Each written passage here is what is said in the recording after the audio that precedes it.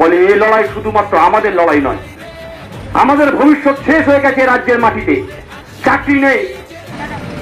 এ লড়াই আমাদের লড়াই নয়, এ লড়াই আপনার বাড়ির ছোট্ট সন্তান যে এখন স্কুলে যেতে পারছে না, যে এখন স্কুলে যায়নি, এ লড়াই তার লড়াই, এ লড়াই তার ভবিষ্যতের লড়াই।